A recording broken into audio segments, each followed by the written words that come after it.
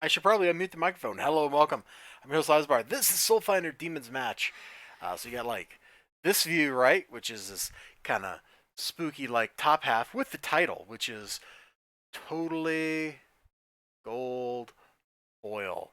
You can rub your finger over it. You feel it underneath. Is it actually under the laminate or is it cut into the laminate? I can't tell. I can't tell, but it looks super cool. Looks super cool. Then, all right, we scroll down. We're like, you know what? We don't need to know the title of the book. Let's just see the cover. Ooh, spooky, huh? This is like the main thing. Like when I think about the book, I think of this cover. That's even after having read the book, I still think of this cover. All right, so Doug Ernst, Timothy Lim, Brett Smith. See who worked on it, right? You see who worked on it. Got it. Great. We're only going to look at the first couple pages. So we start off with this, and this is a definite scene setting, wow, kind of thing. I get some rags flashbacks right here. I mean, I know it's completely different book, completely different creators, but I still kind of feel that. We got this over here to welcome us.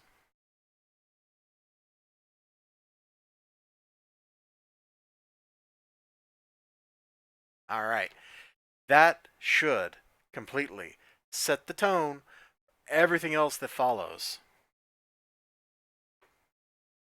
So we flip open, and this is actually kind of cute right here. So she's asking a question for her students. Sorry if I bothered you. You know, why do bad things happen to good people? Do you want the long answer or the short one? There's grade schoolers. Do you have a really short answer? I'll do my best. So from here, we get like into this mystery. There's been mysterious suicides. In fact, one of the suicides, whoosh, yeah, whoosh, he just set himself on fire because that's what you do when you're like committing suicide. You just burst into flames.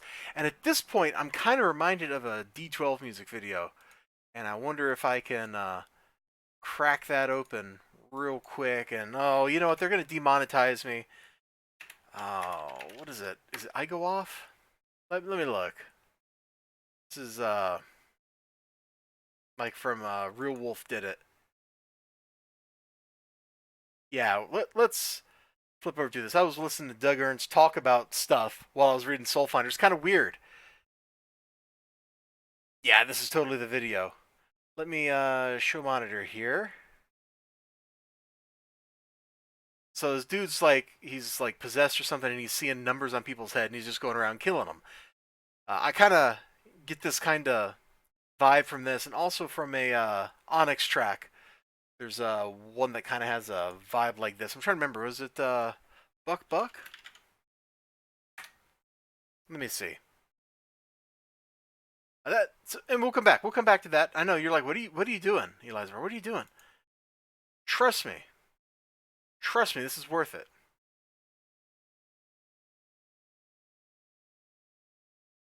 No, it's not Buck Buck. Oh, I guess it doesn't really matter. Oh, it's the realist. That's what it is. That's Snowgoon's backing track. It's a beast. It's a beast of a track, and that's totally not the right scene. That's the right scene. So see, he just passed it on to this dude, and then that guy, he kills somebody.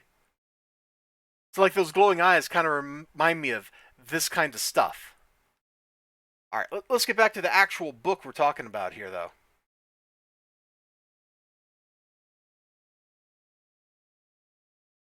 Man, I just kind of want to like sit here and jam out to this track, but we can't do that. We've already spent like 2 minutes here.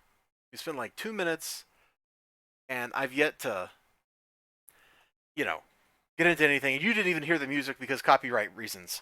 So sorry about that. But so you got this dude that kills himself by setting himself on fire, and along the way, he's got crazy, crazy glowing eyes, and he's wrecking this cop dude. Only the death blow will save you. Wow, wow, wow, wow, wow.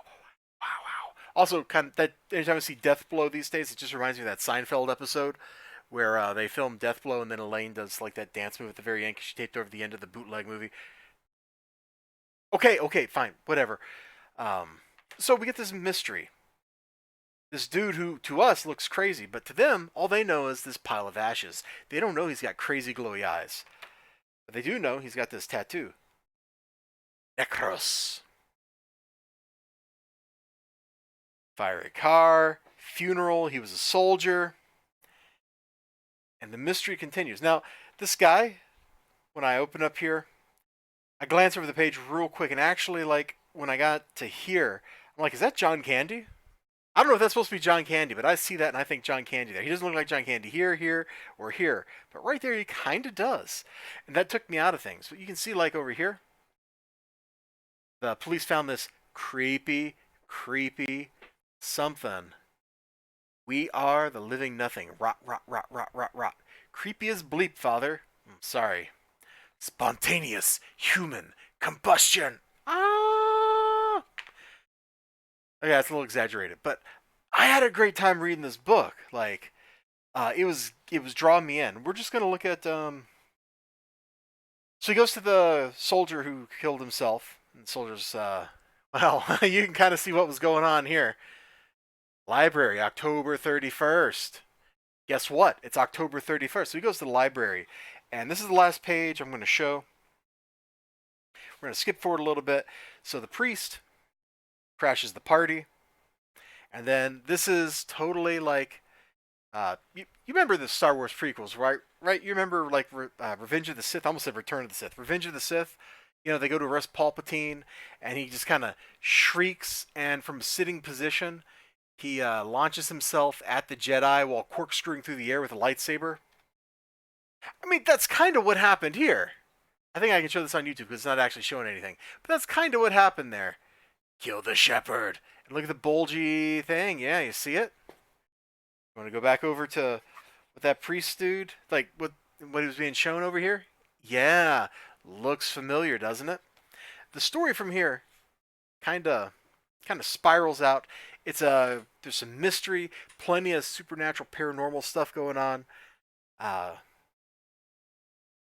Good versus evil, like in the most literal possible sense, out of anything that can happen.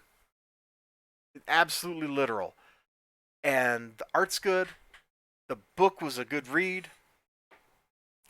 I'm pretty sure, as far as Catholicism is concerned, it's pretty on point theologically. Oh gosh, I want to show something else. Just there's some great little art pieces at the very back from Matt Weldon. It's good stuff, and I also like this. Just the cop, little sketch, square, triangle. I just like the idea of him being a blockhead, like literally a blockhead amused me. Uh, there we go. We got our main character over here. Our character appearance to nail down was Father Patrick Redder. Doug gave me free reign to define his appearance, so long as he was a younger priest and he was depicted as handsome. Later on with a couple of concepts, including giving him a hat and or facial hair. Ooh, look at that. That's like sporty looking right there. I think you picked out like a very solid design at the end. Because sorry. He looks friendly and approachable. You know, his hair's a little tousled.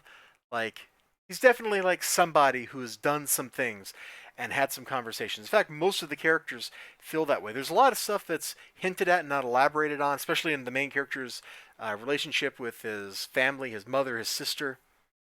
There's a great showdown at the end, a contest of wills, one against another. Uh, the crazy supernatural stuff, you know, it goes right into people's minds. It starts playing with perceptions, with thoughts, with desires. It's a little scary. Like, it's a little scary, you know, to think that maybe something with those abilities is out there lurking around, just waiting to prey on people. Because it's subtle and insidious. It's not just like straight up, you know, gosh, what's a good example? Like Evil Dead, you know, I'll swallow your soul or whatever it is. Like, it works on a lot more subtle level for most of this story when it's a very, very like sneaky, creepy threat. I liked it. There was a lot of depth to this book. I'm not sure that having read it and thought about it for about a half hour, that I really have a grasp of everything. But I sure hope I got a fair grasp of a lot of it. What I do know, dialogue was pretty much pretty good. The art, I was a little uncomfortable at first seeing like Timothy Lim art associated with like something so heavy, so serious looking. You know, it felt weird. It felt absolutely weird because when I think of Timothy Lim, I'm thinking Thump. I'm thinking Black Hops. I'm thinking, Walmite, like that kind of stuff. And this is tonally so different from that it took a little while. It took me probably all those pages I showed you at the beginning of the book to adjust. And it wasn't until I got to that page I showed you with the screeching leap to the sky that I went, oh, okay. I'm okay with this. I can deal with this. All right, I am trying not to spoil too much of the book. I feel like if I keep talking, I'm going to start talking into the plot on later pages in this book, and I just don't want to do that. I want you to sit down and read this book. Oh, good news for Tim Lim. My copy is immaculate. I didn't see a single flaw in it except for what my fingers did while I was handling the book, like the cover kind of wanting to spring upward, although it's not wanting to do that now. It was totally doing that earlier. But now it's kind of like, blam, I'm going to stay down, except for a very slight bow. So the last two books he sent me, he had to send me replacements for, which blows my mind. Like, what are the odds? Lightning strikes twice, right? But the Soulfinder Demons match, this was good. If you missed the campaign for it, I'm not sure if you can get a copy. Maybe if you send a message to Doug Ernst on Twitter or email, or you reach out to Dr. Lim, you might be able to get a copy from one of them still. And good luck to you, because this was pretty good. Also, anytime I'm talking about a story that involves these kind of spiritual things, I always have to make a reference to Prophecy. Christopher Walken, great movie. Pretty dark subject matter. This is pretty dark subject matter. And ultimately, it's about faith and love and how those things can triumph over adversity. And that's exactly what Soulfinder kind of gets to at the very end. It's his faith that shields him and enables him to overcome uh, a really nasty enemy. A really nasty enemy. Someone who doesn't just attack you on the physical level. There's some of that. There's a little physicality to it, but it's all totally spiritual and emotional warfare. It's heavy stuff.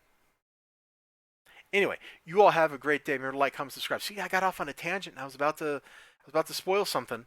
You all have a great day. Remember to like, comment, subscribe, all that good stuff. I sure hope to see you again next time. And I'm surprised this went on as long as it did. Bye bye.